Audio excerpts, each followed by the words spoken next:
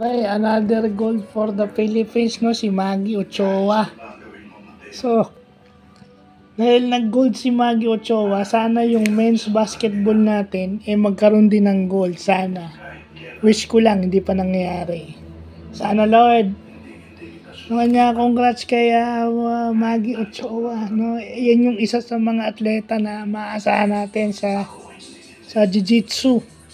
Yung mahirap na martial arts yan, talagang kailangan ng training dyan.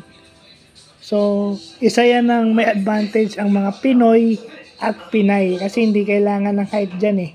Utak yan eh. Utak yan at saka grappling skill. So, thank you na rin sa ating kay Maggie. Thank you for bringing another Asian gold to the Republic of the Philippines. Hindi pa naman tapos yung Asian Games. Sana magkaroon pa ng maraming gold para okay tayo.